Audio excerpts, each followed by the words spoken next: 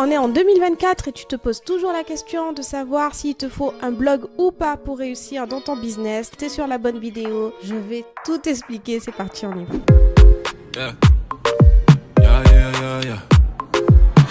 Oh my God. Salut, c'est Mpoui, on se retrouve pour une nouvelle vidéo. Je fais des vidéos pour les personnes qui veulent se développer ou développer leur activité. Si ça t'intéresse, n'hésite pas, tu t'abonnes à ma chaîne. J'ai fait cette vidéo parce que très souvent, ces derniers temps, je sais pas pourquoi j'entends ça, les gens me disent « Ouais, avoir un blog, ça sert à rien ». Et je me suis dit, c'est intéressant comme question parce que y a plein de gens qui encore ont un business, vont se lancer dans une activité, sont sur Internet, ont un site Internet et se disent « Bah ouais, franchement, est-ce que ça sert vraiment finalement à quelque chose d'avoir un blog ?» Donc je vais vous expliquer, je voulais vous partager moi mon point de vue sur la question. Donc mettez déjà en commentaire là, est-ce que vous pensez que je vais vous dire oui ça sert à quelque chose ou non ça sert à rien, ou mettez votre point de vue, tu vois, dites-moi oui parce que je pense que si ou non parce que je pense que ça. Vous vous abonnez en même temps. Alors moi je pense qu'on n'a simplement pas le même usage des blogs qu'avant, déjà pour commencer. Avant il n'y avait pas les réseaux sociaux, donc ce qu'on faisait c'est qu'on suivait des blogueurs, avant qu'Instagram existe, je parle. On suivait des blogueurs, donc c'est des personnes qui allaient écrire et dire j'étais en vacances à Bali, ça s'est super bien passé, voici mes photos, voici ce que j'ai mangé, donc il y avait beaucoup de blogueurs et de blogueuses, on va dire. Donc c'est pour ça que le blog a été rendu très populaire parce que même du coup les gens gagnaient de l'argent à avoir des blogs aussi, ça faut le dire. Aujourd'hui on n'a pas la même consommation des blogs. Pourquoi? Parce que y a les réseaux sociaux. Donc quand on veut suivre un influenceur, parce qu'aujourd'hui on dit plus blogueur ou blogueuse, on dit influenceur et influenceuse. Quand on veut les suivre, on va sur les réseaux sociaux pour voir leur voyage à Bali, leur activité, ce qu'ils mangent. Il y a même les stories Snapchat. Donc on est au plus proche de l'actualité, vous inquiétez pas. Toutes les 2 minutes on sait ce qu'ils font.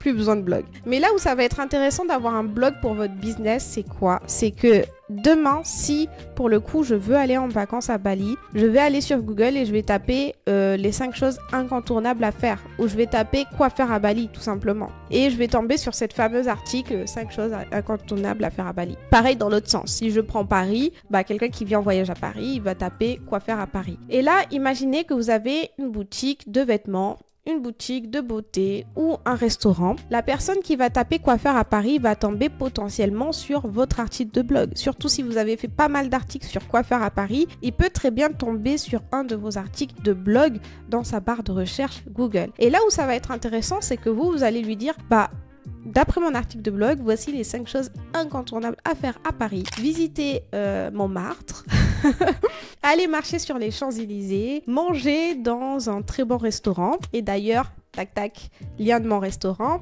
Et aller visiter, je sais pas moi, les Galeries Lafayette. Et là où c'est très très bon pour vous, c'est que vous allez pouvoir placer votre produit ou votre service. Là, je vous ai donné un exemple hyper simple pour que vous puissiez comprendre, mais c'est pareil pour les outils. C'est-à-dire que si moi demain je tape comment faire des ventes sur Instagram et que je tape sur un article de blog, ça se trouve l'article de blog sera rédigé par HubSpot. Et HubSpot derrière, ils vont me dire d'ailleurs si vous souhaitez héberger votre site web et votre blog sur notre plateforme, n'hésitez pas. Et c'est là où il faut vous dire que c'est trop bien pour vous d'avoir un blog, parce que quelqu'un qui va se poser des questions et tomber sur votre article de blog, ça vous fait du trafic et des clients potentiels directement pour votre activité. C'est des leads gratuits en fait. Donc pourquoi passer à côté? Déjà de 1. De 2, ce qui va primer, c'est aussi le volume. C'est-à-dire que si aujourd'hui je suis HubSpot, que je suis une plateforme, je propose mes services en ligne, etc. J'ai mon site web où je vais avoir qui suis-je, mon agence, les fondateurs, les projets clients, ce que je peux vous proposer, etc. On va dire à tout casser sur mon site, il y a 15 pages avec les politiques de confidentialité, les mentions légales, politiques de cookies, etc. J'ai 15 pages sur mon site.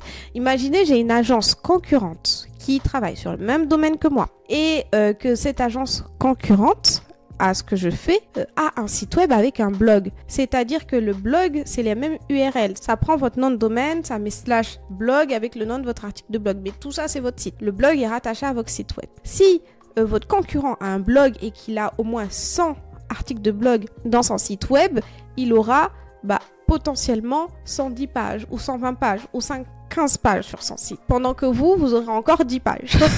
Donc là, c'est un calcul logique, mais il y a plus de chances que Google sorte le site de vos concurrents que votre site, tout simplement parce qu'il a plus de pages, plus de trafic, plus de volume et qui fait le poids en fait.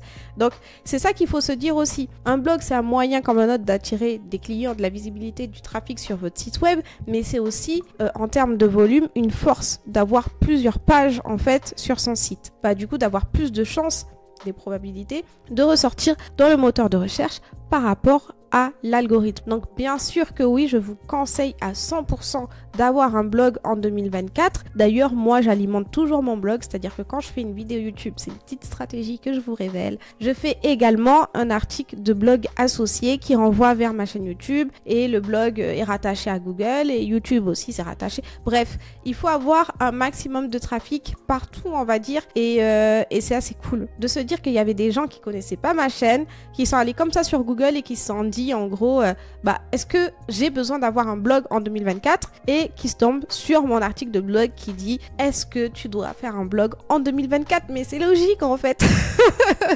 Maintenant que je le dis, c'est complètement logique. Là, quand je vais sortir cet article de blog, bah oui, forcément, il y a des personnes qui se demandent est-ce qu'ils doivent avoir un blog ou pas en 2024. Donc là, maintenant, vous comprenez la logique et vous comprenez pourquoi, oui, c'est pas le même usage qu'avant. Le blog, vous n'allez pas être blogueur, influenceur ou autre, mais vous avez besoin d'un blog dans votre activité. En tout cas, j'espère que ça a été clair pour vous. N'hésitez pas à me dire en commentaire si vous avez aimé cette vidéo, si vous avez des choses à dire par rapport à cette vidéo. N'hésitez pas à me partager votre avis. J'adore recevoir vos commentaires et je lis tous les commentaires. Le mieux, c'est ceux qui mettent leurs commentaires en premier. Vous, je vous vois, je vous adore. Donc, je pense que c'était tout pour cette vidéo. On se retrouve la prochaine fois pour une nouvelle vidéo. Yeah. Yeah, yeah, yeah, yeah.